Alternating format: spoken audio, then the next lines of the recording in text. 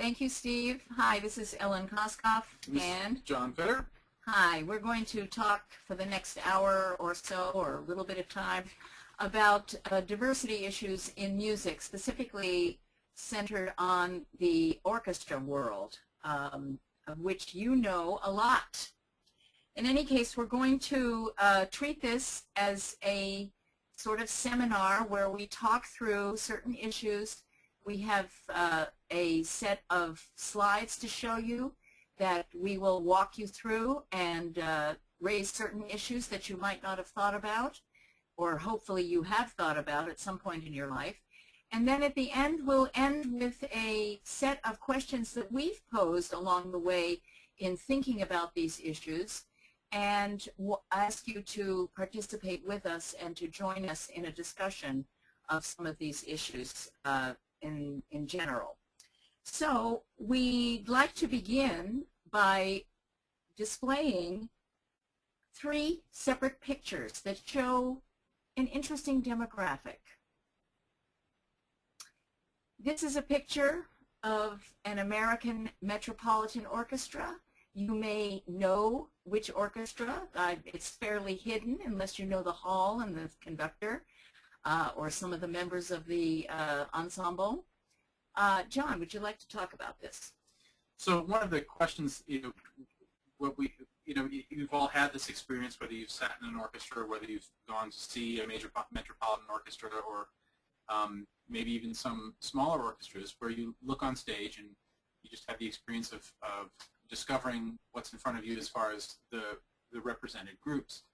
And so we just wanted to offer this as an initial sort of orientation, maybe by way of reminder that when we start talking about the diversity issues in the American orchestra world, there are certainly a lot of things to talk about. I wanted to show you two other pictures. This is a picture that I use in a class that where I'm talking about conductors, and this is usually in the context of music education and conducting and leadership. And so I show them these conductors and we talk about them, and at some point I ask them what's missing. And in the context of our conversation here, you might, some ideas around diversity might lead to mind, but interestingly what they usually say is they say the music is missing or the musicians are missing, or things of that nature. But the slide that the images that I show them next are images of women conductors. And while I don't have images of African American or Hispanic conductors here, I use women in this case specifically because in my own experience as a violinist in orchestras, I've actually played for 4 of these women conductors. And to me, that's remarkable in my own experience, to the point where I feel that American musicians of a previous generation, or maybe 2 generations previously, wouldn't have had that experience. And you may recognize, Catherine Comey or Joanna Fletta or Marin Alsop, and many of those conductors there. Right. I'm a generation, or maybe even 2, older than John, and I will say that not only did I never in my life see a woman conductor until recently, I also was never taught by a woman professor. And my students today, they tell me, hey, Professor Koskoff, you should get out there and picket for something. And I say, every time I stand up in front of you, I'm picketing, because I never had a female professor. So those of you that are young don't maybe realize the huge changes that have happened in many areas of diversity over the past 40 or 50 years. But obviously not enough has been done to integrate many different institutions, but tonight we're concentrating on the orchestra. Just for the purposes of tonight and for this webinar, we're going to take the usual categories that you might be familiar with to understand diversity in social groups and in social interactions. We're going to examine race, gender, class, age, ethnicity. By ethnicity we mean a geographic or an ethnic group that's associated with a national area, and disability as the sixth one, the sixth issue that is are most commonly cited as issues of diversity. Most of you probably know that since the 60s, most of the literature on diversity, whether it's in music or in any institution, is focused and has been focused on race and gender. Race first, of course, and then gender. But there are newer scholarship that is coming out looking at many of the other issues. So as we move on, the next slide that you see up here are statistics on race and ethnicity or geography in American orchestras and music schools. And if you look at the 5 bullets here, by the way, if you look at the bottom, you'll see where I got these statistics. So I didn't make them up, although sometimes I'm accused of doing that. Okay, so at the top, the very first bullet, of course, shows you a breakdown of the population of the United States. Most of the literature that I have read that concerns orchestras and diversity issues linked African Americans and Latinos together as a group. This is a good thing sometimes and not a good thing at other times. So unfortunately, I stuck to the sort of consensus here and kept those groups together as representative, more or less, of people of color in the United States. So if we look at the overall population, we see there's still a majority of Caucasians, although this is going to change, and we know that in the next century, or even next 50 years, that there will be an equal distribution of African American, Latino, and Caucasians. The Asian population is also growing over the decades, but in the census of 2010, these were the basic figures that were given. Now, if you look at the next 4 bullets, you'll see how this plays out within orchestras and within music faculty and American schools of music. Not only is the same relationship that it is the same relationship of a high majority of Caucasians, but it's even higher than the actual overpopulation of the overall population of the United States. So, in a sense, these statistics do not mirror or greatly mirror, validate, or over-mirror the demographics of the United States. So one of the questions we're going to pose at the end of this webinar is this an issue? Should we even consider this something that's important? Should an orchestra represent the overall population or the overall demographics of the United States, or should it not? Okay, next. Now, in doing some of the reading to prepare for this webinar, there were lots of interesting issues that came up. So I decided that I would present them here to you as stereotypes, myths, and perspectives from 2 sides of the question. Normally, we hear one side of the question, depending on where we are and what social group we are, where we happen to be, whether or not we're in positions of power, whether or not we are in positions of making decisions.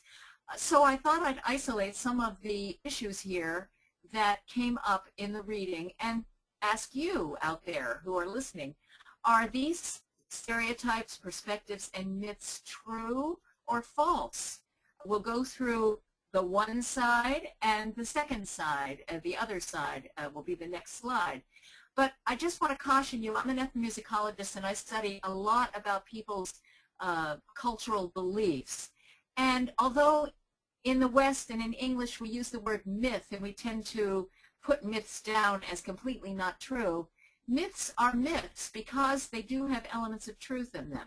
They have elements of truth in that they're more or less inherited cultural knowledge.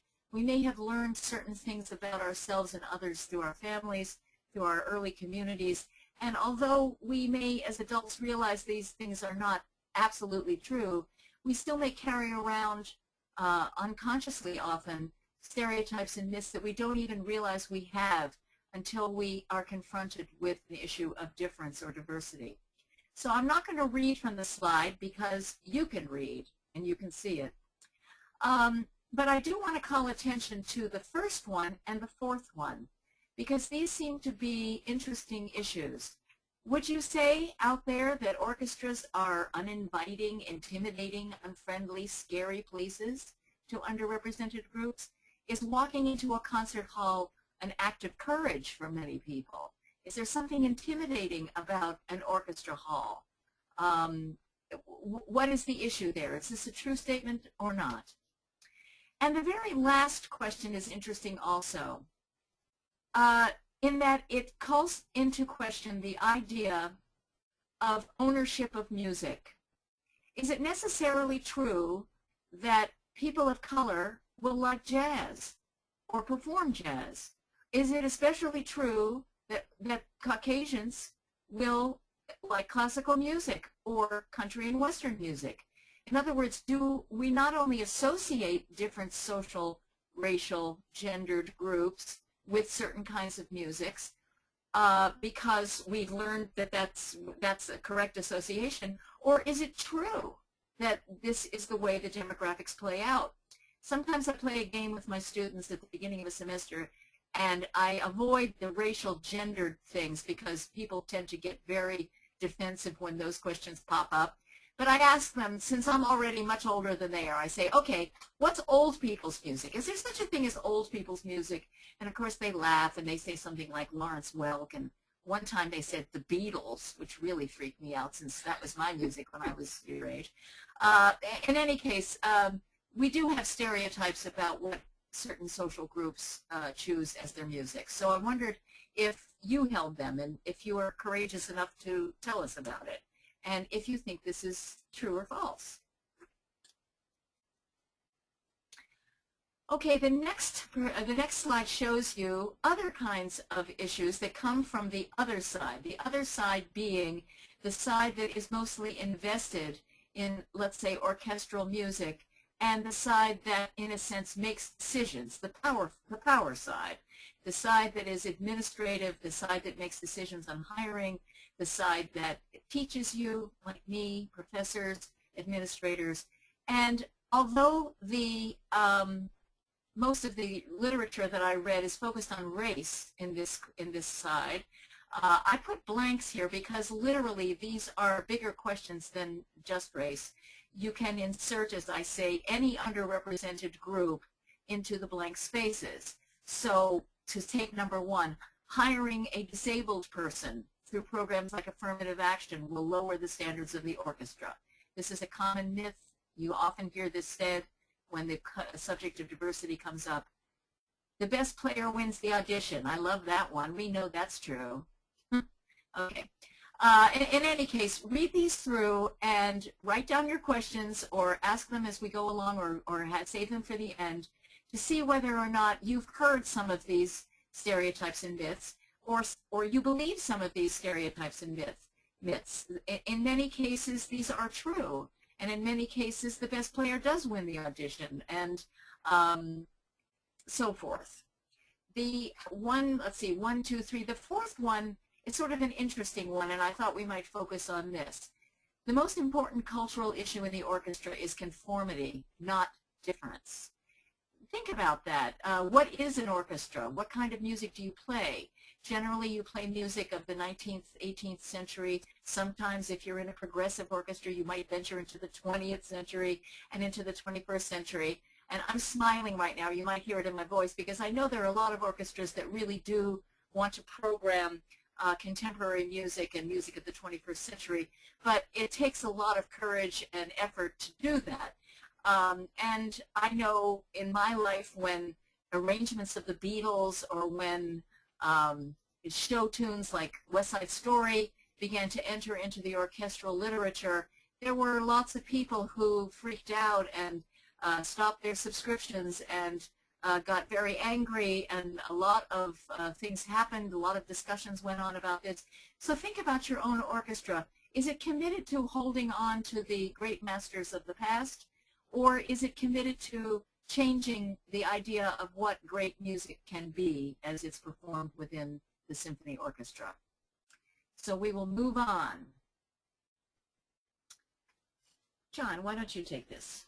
So when we're thinking about possible explanations, I think one of the ones that that we can sometimes forget because of the current efforts amongst many orchestras to, tackle with these or wrestle with these questions and to, try to consider the issues of diversity within their own ensemble, how it affects their community, all of those things. One of the things that really we can kind of forget is the historical racism in our field, the way that things have played out over decades, and just how that can have a really drastic effect on what's been going on. Okay, I just want to interject something here. Although this slide is directed towards race, again, one could substitute any of the diversity categories, people of those groups that I mentioned above. These were two very poignant kinds of quotes that I took to show, and they were explanations from the perspective of African Americans, but they could be from any perspective. I know that even in my own life, again, I am from Pittsburgh, and I would go to the Pittsburgh Symphony when I was a young person, and there was only one woman in the orchestra, the harp player. And I remember the day in which a woman showed up in the French horn section. I couldn't believe it, the second woman.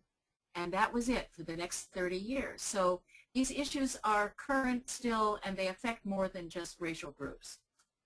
One of the things that we can consider, again, if you think back to the pictures that I showed at the beginning of the conductors, we see, I think, more women in leadership roles, certainly more women in American orchestras than we have historically. That's been a significant positive turn as far as, there being far fewer overt barriers, at least, to women participating in ensembles and in orchestras. And I guess the question becomes, are similar barriers in place still for other groups? Right, and it might be interesting in the question period to note that there's a relative difference between the ways in which certain groups have integrated and other groups have not integrated. What that might mean for us as a larger culture, the kinds of questions we might ask as Americans. What does this tell us? And certainly our history is something that affects the way we think today. Yeah, I think certainly one of the things about this is that when you think about, if we think about the race question, there's a very strong tradition of African American classical musicians in American history, but that didn't make it, those musicians were not allowed into the highest levels of the performance venues in our American culture, and that may have had a profound and lasting effect that we can't really calculate. As we look at ways to address that, the past has to be at least considered. Okay. Okay, now here are some solutions that have been presented by people who have discussed this issue, and we can look at some of them as sort of interesting, and some of them that are, not so interesting, or perhaps even cynical. So I ask the big question: will they work? If not, why not? In other words, as you read through these, ask yourselves, to do away with blind auditions, would that work? But in order to make everything sort of work, actually explicitly include race, gender, disability, age, all of these diversity communities as a normal part of the audition process, so that it is ensured that an underrepresented minority will be hired at some level. Would that be a good thing to do? At least it would be a visible thing, and it would be a seamless and honest thing, but would it have a chilling effect? What would that do to orchestras? Using more people of color in marketing to attract new audiences. I sometimes find that a cynical thing, but it may be what's happening. I'm, older, and I have a different sort of perspective on that. So, but you out there may find this a perfectly possible solution and a good one.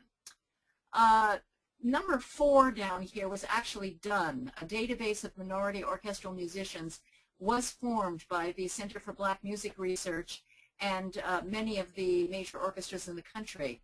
But it was not supported ultimately by the orchestras, nor was it used very often to consult. So it seemed as though, when they did an analysis of this database, that orchestras wanted to have access to certain groups of people, but ultimately had already decided at some perhaps even unconscious level that they weren't going to go there. So this is a wonderful example of an effort that was actually made but essentially folded because of lack of interest.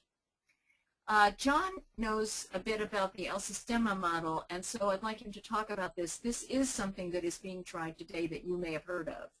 So, many of you are, I'm sure almost everybody's aware of this, El Sistema coming from Venezuela, and, Gustavo Dudamel, and the program, the system, as the name says, that exists in Venezuela, and the opportunities it provides for children from almost any background to be involved with music from an early age in a very immersive experience.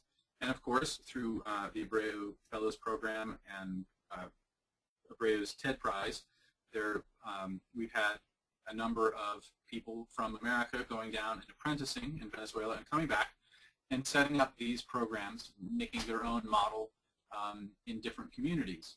And I think it's a very exciting time to see what's going on with this model, but there are some important questions that we have to keep in mind, that we have to be considering. If many of you have probably heard Abreu speak about the system, and in his eloquent way, he describes it as social change. That's the goal in Venezuela. But the goal in Venezuela was the goal of social change there was very specific. It was social change for Venezuelan orchestras. When the system began, there were 3 orchestras that were filled with people not from Venezuela. And so it was about creating opportunities for Venezuelan musicians to get the training that they would need in order to be competitive, in order to be part of those orchestras on their musical merits.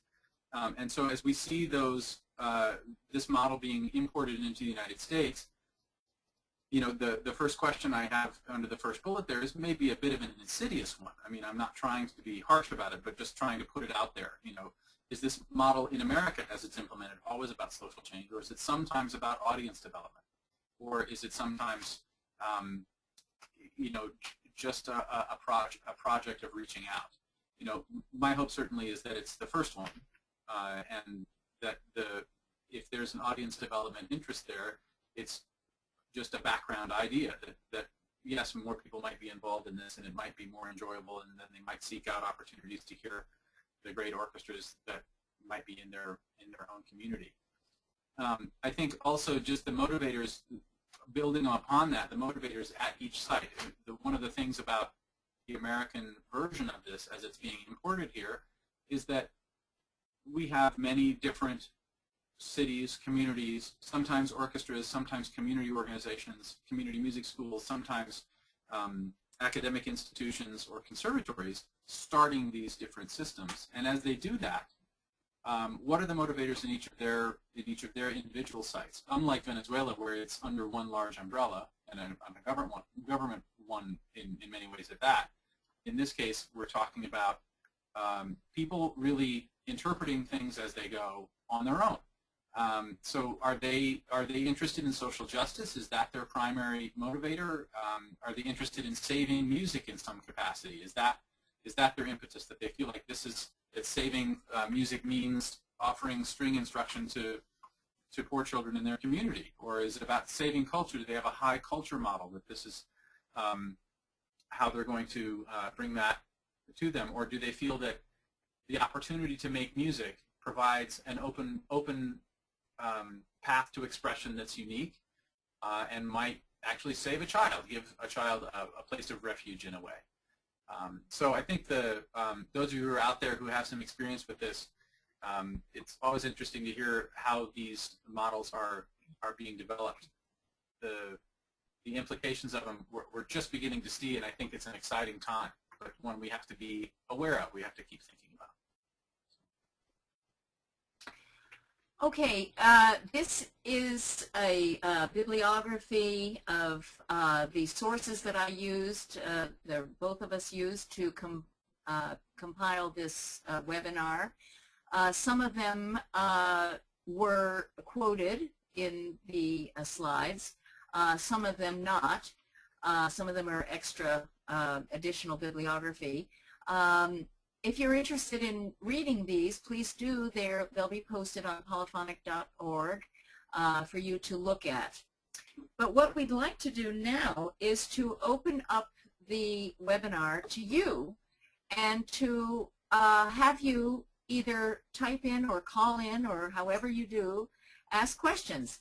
To help you out, we prepared a list of some possible questions that we might want to look at. You may have your own, and these are just suggestions. They're not something that we have to talk about. But what I'd like to focus on here is to get some honest feedback from you about how you feel about these issues.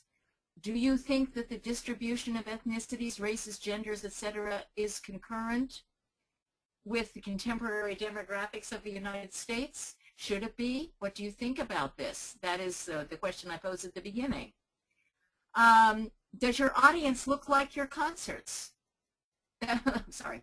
Does your audience look like your orchestra? And if so, is this sort of a self-sustaining system that keeps going? Is the status quo very difficult to change here? And do you want to change it? Is this essentially music that is enjoyed by a specific group of people and should be that way, should continue? Does the orchestra that you play in or have knowledge of encourage diversity? And so forth. I don't want to read all of these. I always hate it when the presenter reads the slide because that you can read. But I guess in my life, I'm always interested in the sort of underlying reasons and the underlying feelings of why the status quo remains and why things are so difficult to change.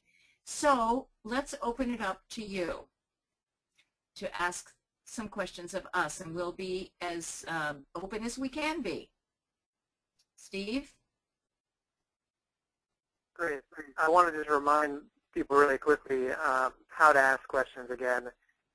There's a yellow hand button on your webinar control panel that if you hit that, that'll let us know you'd like to actually unmute your line and ask your question directly.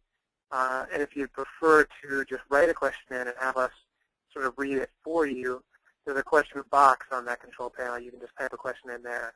But please do think about these things and ask your questions. I'll start off with one myself I was thinking about. Just in terms of orchestras, do you think there are particular orchestras that are, more progressive? Are there sort of categories of groups that we're seeing, some are really holding to old traditions and less diversity in a way, and then there's other groups, I don't know if they're newer or more flexible, they're doing away with some of those things like blind auditions. I mean, is that happening in any way? Well, I think I should say that while my title is Assistant Professor of Music Education, I'm a performing violinist, and although I don't play in the Rochester Philharmonic or anything like that, I'm kind of immersed in the orchestral world, if anything, by family. 3 of my 4 parents are professional musicians and have played in professional orchestras. So, many friends who are involved in this, and I, as a music educator who's involved in conducting and involved in education, I've always been very interested in the process that orchestras go through when they're starting to make these decisions. And I think there's a lot going on with orchestras and how they're remaking themselves. And I think there's a few main reasons that that's occurring. One is just quite simply the retirement of the baby boom generation. Some of the orchestras involve many younger players. There's a different kind of energy. I think there's an energy among some of the younger players about doing things within the community. There's also orchestras that are just are doing some, I forget the term for it, but some service substitution, where community engagement activities, performances in the community, performances in schools, reaching out to their urban community where the orchestra is centered, those sorts of things actually count as contracted services. And I know in some orchestras this is a real dispute. I mean, a real bone of contention. And at times in some of those contentious moments, it's actually, you could probably draw pretty stark age lines through those. And it may have as much to do with, people who have come from a history of kind of doing battle with management, through some really tough times a couple of decades ago, and up through to some orchestras that are trying to take a more collaborative model and work together with management when that's possible, when it's feasible. Players being part of more of the committee structures that actually run the ensembles. So I think when we start talking about auditions, and if we talk about diversity issues and how that manifests itself, I think that that feeds into that also. I think the blind auditions is a really loaded question because there is definitely anecdotal evidence of ensembles where if the screen stays up all the way through, then people of color do get hired. Women do get hired. I have anecdotal stories in my own life, and others I'm sure do as well, of cases where you get to the last round of the audition and the screen comes down and suddenly they don't hire anybody, or the excitement that was building on the audition committee kind of evaporates when they see who's actually there. And while that's, I don't think, a universal problem or anything like that, and that could be related to individuals and a cranky moment, I think those are real issues. And the way that when we start talking about an affirmative action policy that would be implemented in auditions, I think it's important to acknowledge that there are issues of who is out there and who is auditioning. When you start, if all orchestras were to instantly adopt that model, if they were all going to try to have a representative distribution of the different groups that make up our American landscape, we would have a real issue because those groups aren't represented in American music schools. Those groups we saw in the slide with the statistics on it, those groups are very unevenly represented in things like youth orchestras, where there's 17% participation among the Asian culture.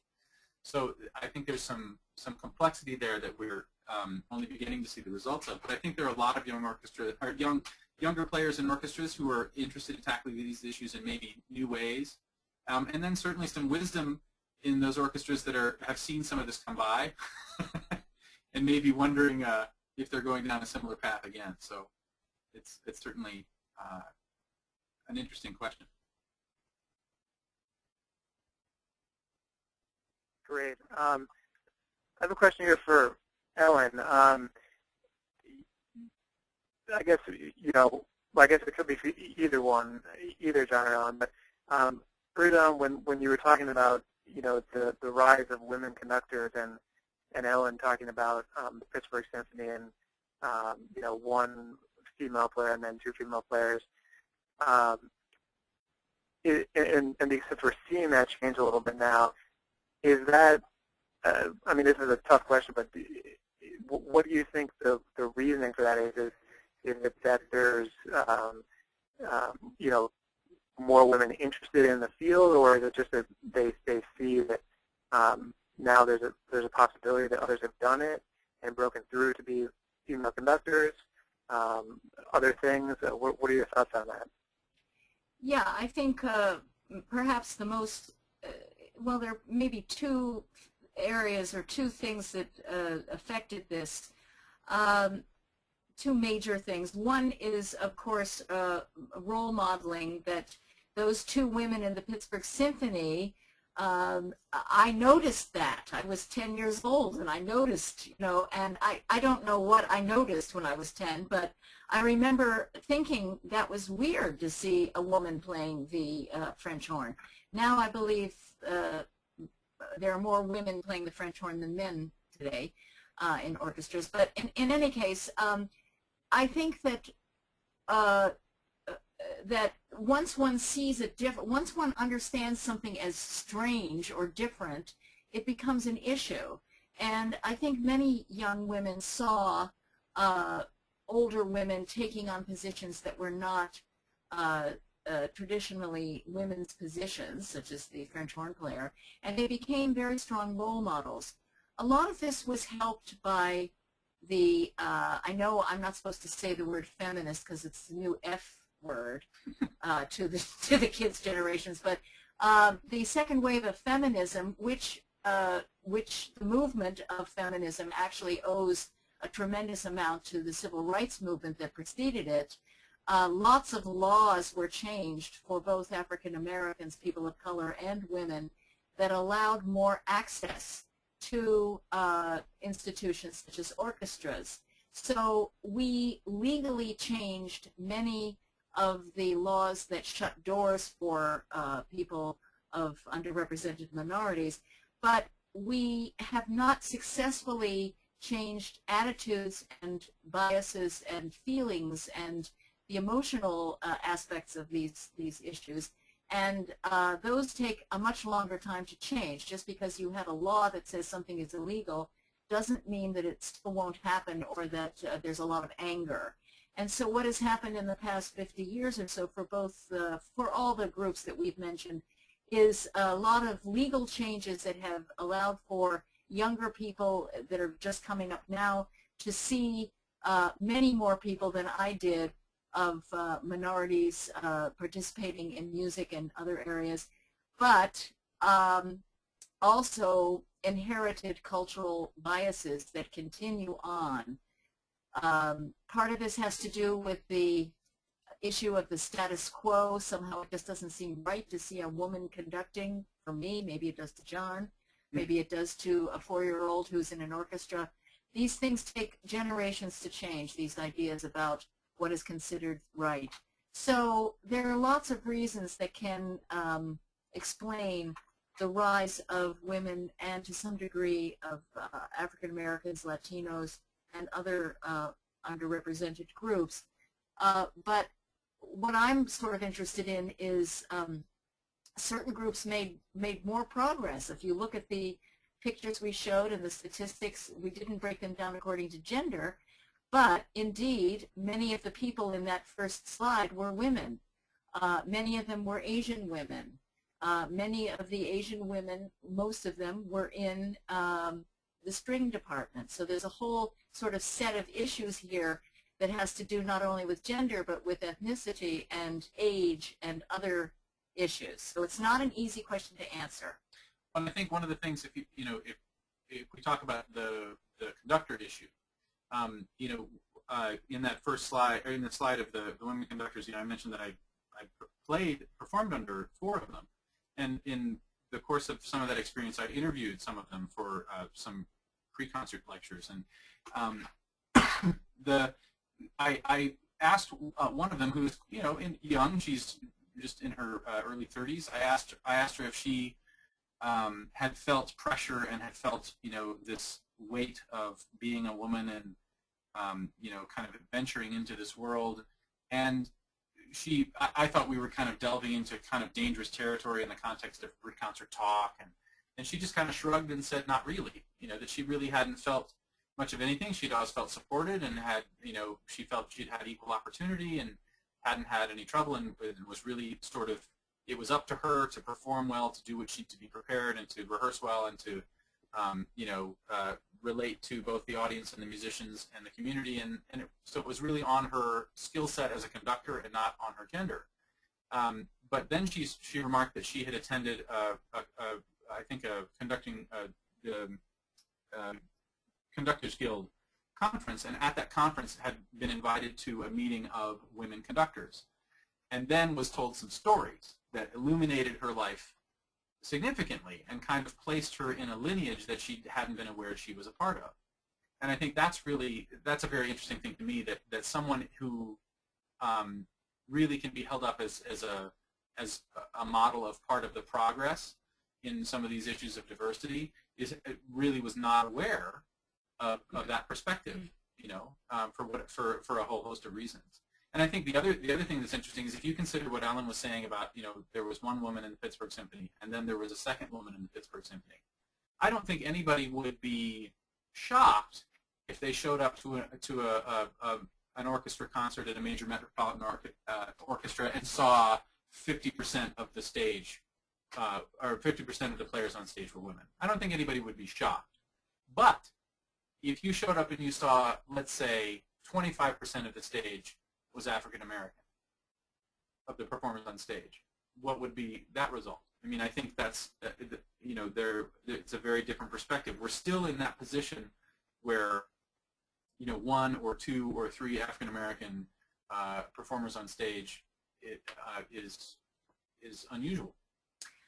Actually, I want to comment on that a little bit. A few years ago, a student of mine was interested in the issue of women in the orchestra, in orchestras. And she did this sort of comparative study of different orchestras in the country and the you know, the percentage of women, just men, women. It wasn't about anything else. And she discovered a correlation that, you know, isn't so surprising, but it was depressing. That until very recently, this was done about 10 years ago, so, or maybe 15 years ago. So she had older data, but she found that there was a direct correlation between the status of the orchestra and how many women were in it. So a typical community orchestra, like the Penfield Symphony here in Rochester, probably has the majority of women in it, whereas the New York Philharmonic does not. It may have 20%. We know the Vienna Philharmonic went to battle about this issue, and I'm not sure how many women are now in that, but in a sense, there's still ways. If discrimination exists, even though legally it can't happen, there are other ways in which it shows up, and this is a good one to see. Yes, there are many more women in orchestras, but not in the high-powered ones.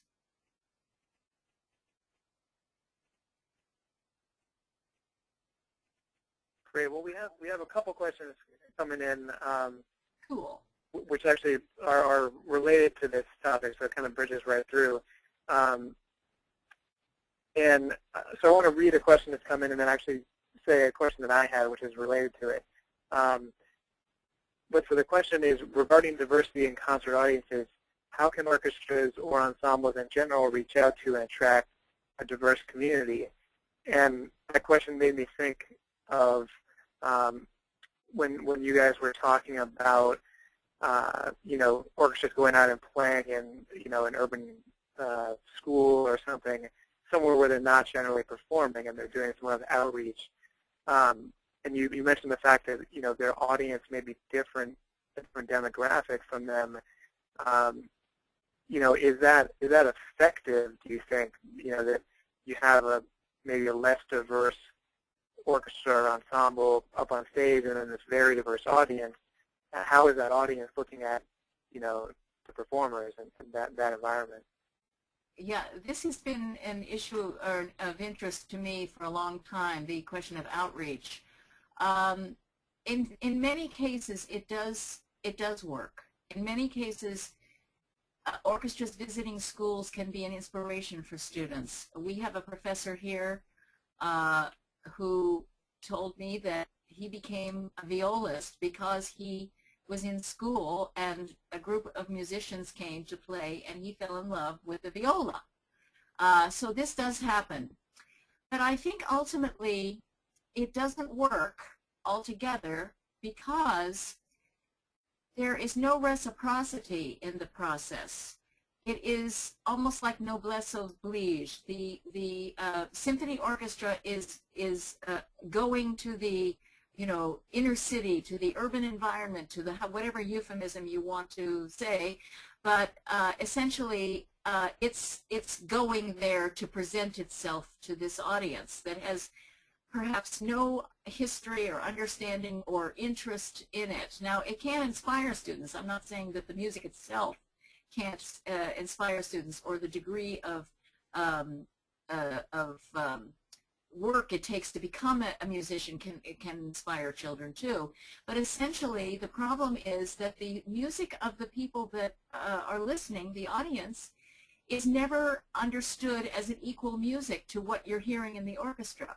So my idea for outreach wouldn't, first of all, it would not be called outreach. It would be called shaking hands or something like that. What I'd like to see is symphony orchestras going to school and school kids coming to Eastman School or other places and teaching us how to do stuff that they do, like you know, I've forgotten the term of it, but jump roping and singing and speaking.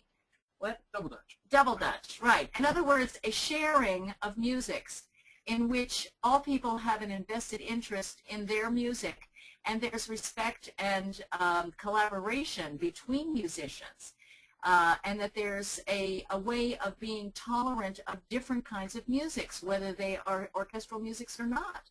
So ultimately, going out in an outreach way, the way we currently do it, is, I feel it won't work ultimately because it's still based in a class and power issue that is very uncomfortable and difficult for most children living in an urban center to deal with, although they would not necessarily explicitly talk about it. Well, I think, you know, the issues you're talking about there are, I think I agree with Ellen, that when outreach is, we're bringing something to a blighted area, or we're bringing right. something to a place of deficiency, and we're going to, you know, provide it with our great positive energy and our great music, and it will be better for it. That's not very realistic. And it's condescending. Well, yeah, and patronizing. So you end up with something where we're not acknowledging the assets within that community. And I think that, you know, the music is the primary one because that's what's being offered, but also just every aspect of the culture, understanding what's going on there. And I think it extends into the areas we've talked about, and maybe most particularly class, because it's something that you see when we talk about orchestras and the issue of pops concerts versus their classics, quote unquote, series. So, you know, if you've got an orchestra that's doing shows with rock bands, and then also presenting, you know, their classic series, their masterwork series, whatever the phrases that they use, you know, how does that manifest, you know, in the community, with how the community views it? Do some of those audiences cross over? And I think in many cases they don't. And so there's a real issue of engagement, not with the community in just, you know, we're going to play their music, but really sort of trying to bring these worlds together so that music is something that can be understood in a variety of contexts and a variety of cultures. Not to iron out the differences, but to see that there are different ways of understanding these musical ideas. And I think there's a couple of interesting examples. One is an internet meme that got started a while back, where it's Yo-Yo Ma playing, I believe he's playing solo Bach, and I'm sorry, I can't remember. And there is a breakdancer dancing free there. It's apparently at a reception or something like that. And that's, you know, an interesting collaboration. And then you've got, you know, the commercial application of it, where you've got, you know, P. Diddy standing in front of an orchestra for, I can't remember, a Sobe commercial or something like that, and he's conducting an orchestra, and what all the kind of loaded implications of that. But then you've got orchestras that have actually done it, actually worked with hip-hop artists in a collaborative musical way, where they've created something in the moment. So right. I just want to add that I often tell my students that the problems here are not in the music, and the problems really aren't in the people. The problems are located in value systems that we have inherited and that we still hold on to, that we still see certain musics as better than others. We see certain things as more uplifting or more pure or more whatever, better. If we could eliminate the value system here, things would get a lot better, because value systems essentially create resentments and difficulties between people. So my idea is to show tolerance and to show compassion and understanding and those kinds of issues to all musics, That way you will have people that become invested in their own musics and will then become invested in your music because they want to share. That's the only way out in my book. And I think that's a really complicated issue for an orchestra. I mean, for the reasons that Ellen described earlier, when the Beatles program was implemented for the first time in a subscription series for some orchestras, people dropped their subscriptions. Maybe they got other people engaged in coming to concerts, but I think those are not easy issues to deal with. And it's easy sometimes for players. I mean, I know players. I may have even uttered a few of these things that really struggle sometimes with some of those programs for whatever reason. But I've also been really, really engaged by them. I actually, over the summer at a Pops concert, stood up and soloed over Route 66 as a violinist, which was unusual both to the conductor and to the audience, which was great fun for me. So that I think that we have those sorts of moments of incongruity, but when you I think we have to seek ways to explore them. If we don't seek out ways to explore them, we're really in trouble. And maybe those ways happen in smaller settings, happen through chamber ensembles coming out of orchestras, or through independent groups of musicians from orchestras, by a service switching agreement or something like that. There's a lot of different ways to consider it. It may not be the orchestra coming up with a hip-hop program once a year. I mean, I think that kind of smacks of the marketing more than the honest attempt of an exchange of cultural ideas. So. Great. We probably have time for one more question. So I'm going to read one that came in here. It says, Asian musicians are on the rise in music schools and in orchestras, but when I look out into the audience at an orchestra concert, I see very few Asians. What's going on there? Your thoughts? Okay. The East Asian population is rising in orchestras. That's students and people living in the United States that have come from China, Korea, and Japan. There are historical reasons for this. In the 19th century and into the 20th century, many of the leaders of these nations saw Western music as a scientific, modern kind of music and began to adopt it, so that for the students that come to Eastman, for instance, from Korea, China, and Japan, this is their music. They've grown up with it. It's part of their cultural heritage, at least for one generation, or at least for a few generations now, but about 100 years. So indeed, there is a rise in people who perhaps are ethnically Asian, may have come from China, Korea, or Japan, or may have been born here of that heritage, who have now adopted Western classical music as their music. But there is still a very small community of Asians actually living in this country. And the Japanese, for instance, have words for different generations of people living in a diasporic situation, like living outside of Japan in the United States. So there are historically now, I believe, we're at the third generation of people that might have emigrated here 100 years ago. And these folks who are so-called Japanese Americans are attempting to be Americans, not Japanese. So but yet there are still generations above them, their parents and their grandparents, who have not been exposed to or know much about Western music. So it's possible that the younger generations, the ones who are Americans, who have been trained here and who have lived here, are leading the way in terms of the demographic of people that are going to school and learning about Western music.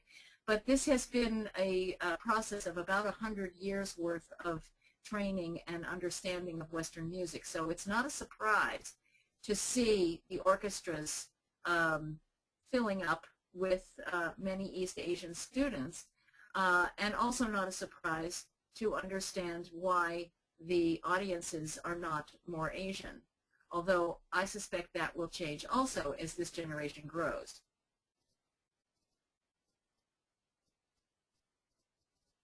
great. Well, with that, it looks like we're really coming up on our hour time here. So I want to quickly thank Ellen and John for a great presentation, discussion, very fascinating stuff. And thank everyone for attending tonight.